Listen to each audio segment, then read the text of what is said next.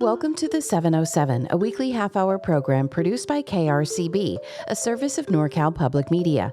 The 707 features voices and stories from your community, stories that examine the human side of a big industry, and stories that show how we are connected to each other. I'm your host, Michelle Marques. Sonoma County has been associated with wine for well over 100 years, and with the rise in craft brewing starting in the 1970s, we're also known for great brews. But Sonoma County is also a hub for cannabis production, cultivation, and innovation. For nearly a decade, the Sonoma County Fairgrounds hosted one of the biggest cannabis events in the country, the Emerald Cup, a competition for mostly sun-grown weed, although it has expanded to many other categories over the years. The Fairgrounds has also been the site for many cannabis events produced by High Times.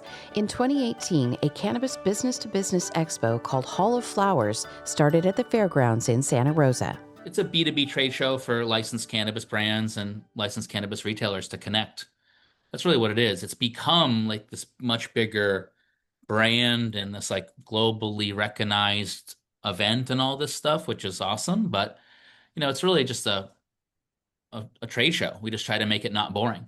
That's Rama Mayo, co-founder of Hall of Flowers, who I spoke with shortly after the 2025 event.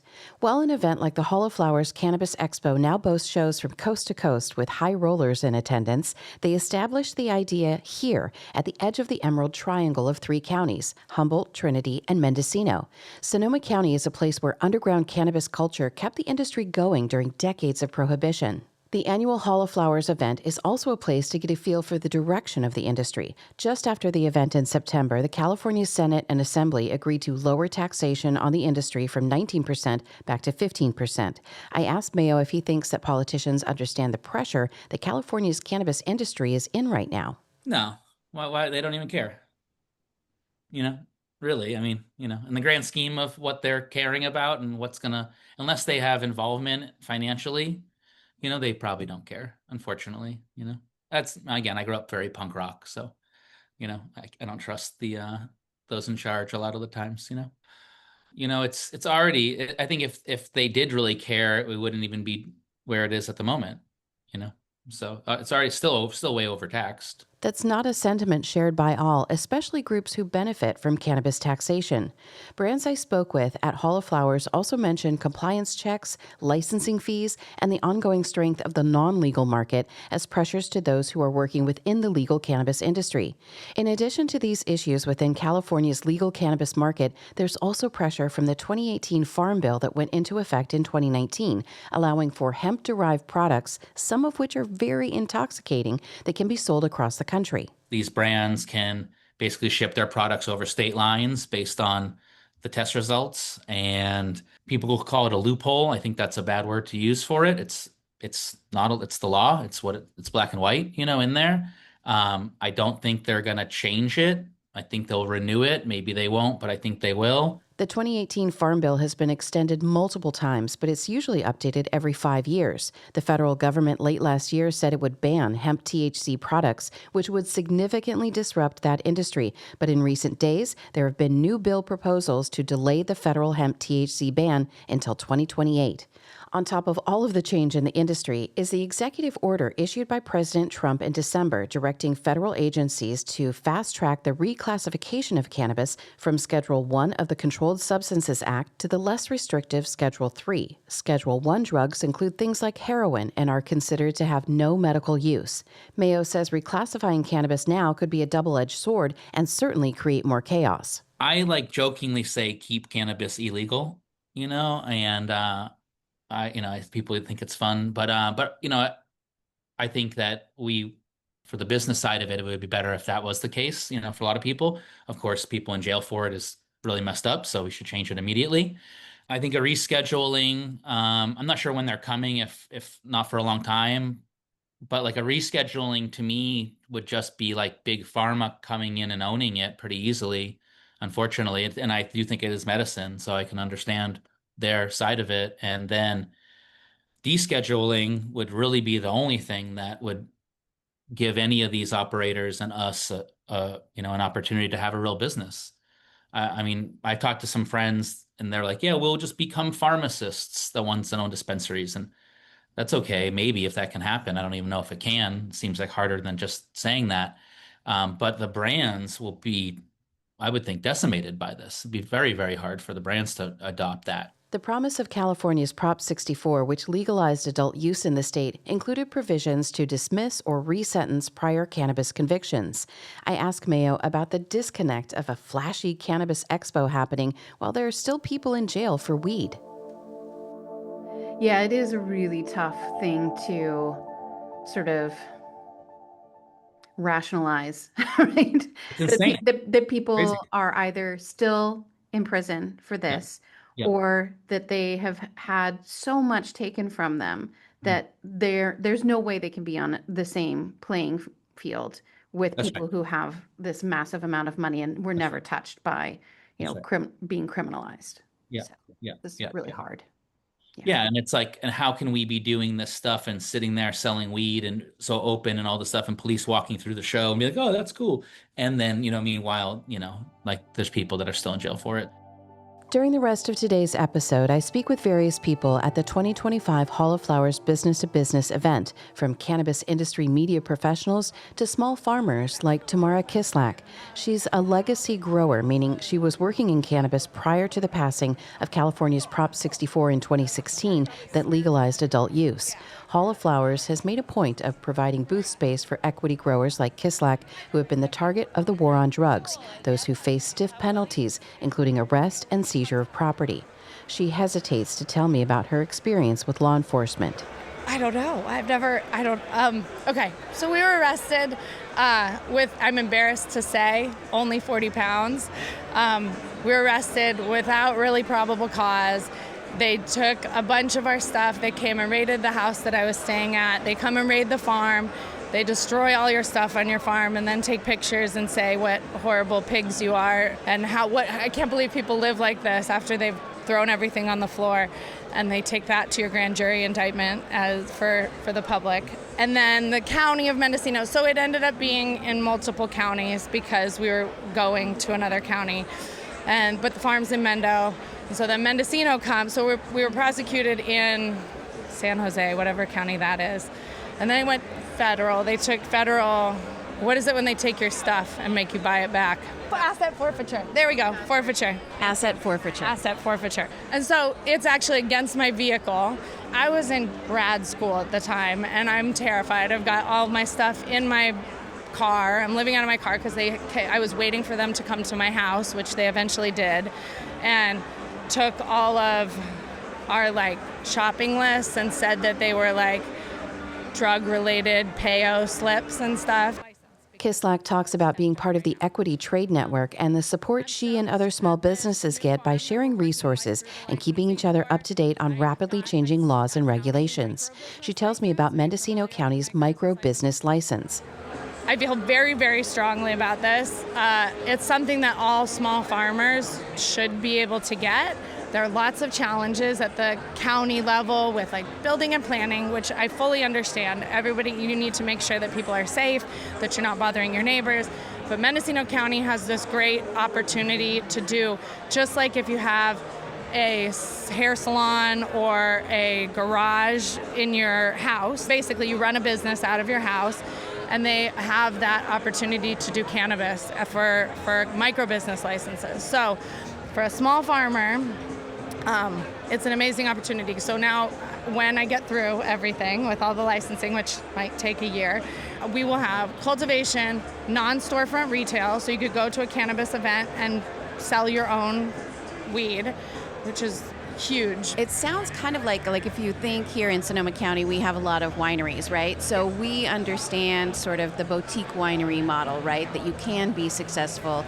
You can have expression of your terroir with your grapes, and people value that for the fact that you are small and that you care, and you're a little cottage, your own little business, right? And sounds like the exact same thing that you're promoting. And you really think that could revitalize the small farmer in cannabis?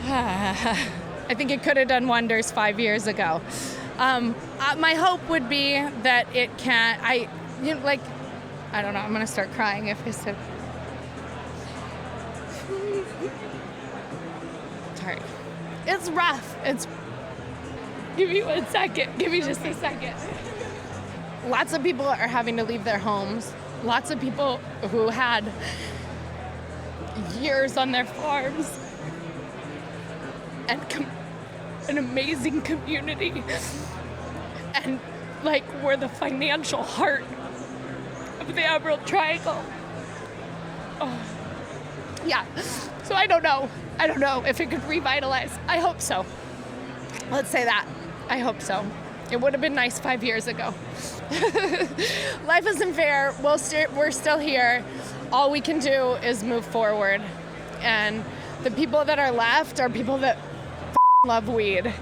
Like, people aren't here for the money anymore. They're here because we don't want to do anything else. Like my friends said, it's dark out here. Like the hills are dark and quiet, where it used to be vibrant and there was art and culture and lively stuff. And like a couple years ago, the birthing center was going to go out. They were going to have to close the birthing center because there wasn't even enough financial vitality for that. So I hope that we get direct-to-consumer shipping in a way that works for small farms. I hope it's in time to save some of the small farms that are there. And maybe people can come back. You're listening to the 707 on KRCB. We'll be right back. KRCB is Sonoma County's NPR station, featuring the voices, sounds, and culture that make our home unique. From the heartwarming tales of postcards, our grandmother was the founder of Juneteenth in Sonoma County, to the Arts Briefs series shining a spotlight on the incredible youth in the arts scene. Mariachi can express everything that you feel. And farm tales. We live in this beautiful area that allows all forms of success in agriculture. Your stories, your station. KRCB 104.9, Sonoma County's NPR station.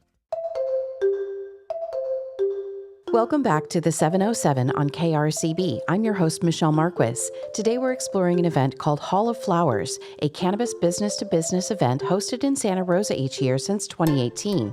I head outside of the Grace Pavilion at the Sonoma County Fairgrounds, where various companies have booths set up, and meet Michael Hardin, CEO of Sonoma Hills Farm.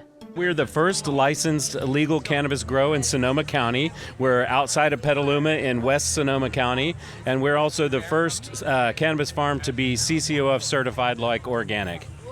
Okay, so that's like organic. That's not organic, right? Because it's cannabis, it can't be in the same kind of... Exactly. So the state of California created their own designation called OCal in order to mirror the USDA's organic standard.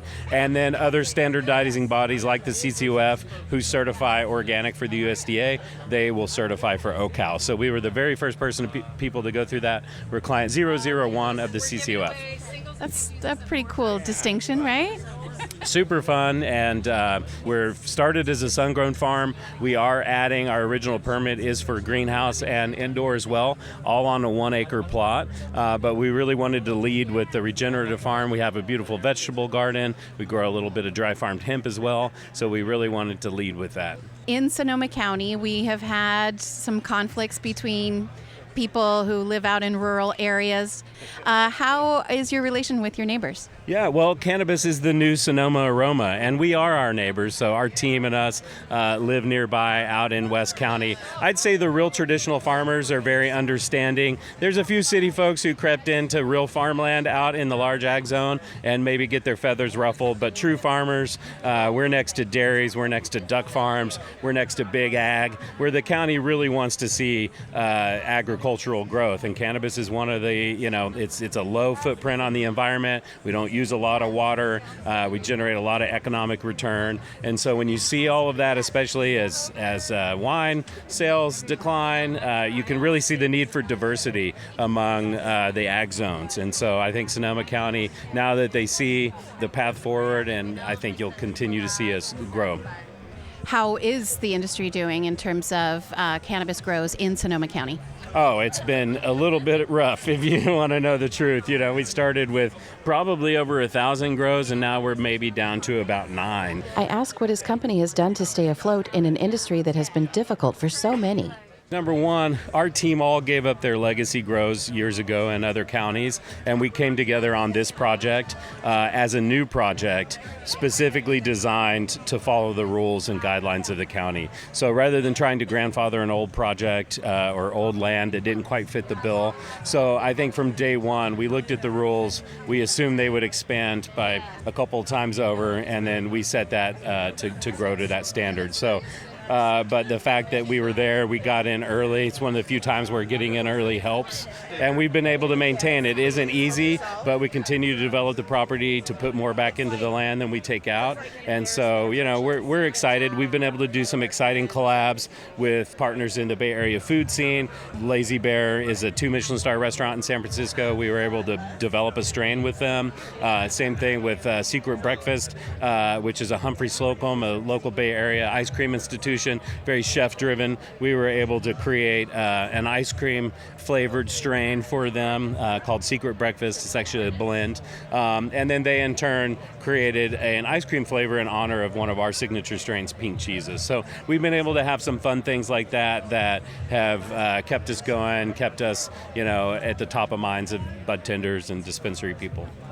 Nearby is a booth for Beard Brothers Farms. Jeff and Bill Levers are brothers. They both have beards, and they began their own media company focused on the cannabis industry in 2018. They've reported on the roller coaster that weed businesses have been on since then.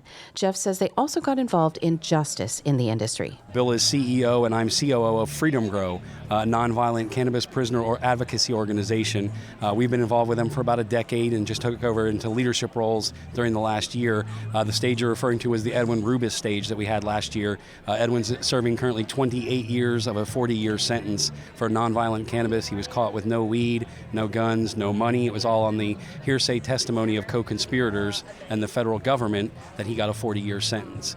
So we were advocating for him specifically, trying to get Biden to release him prior to going out of office, and now we're trying to get Trump to release him as he's been in office.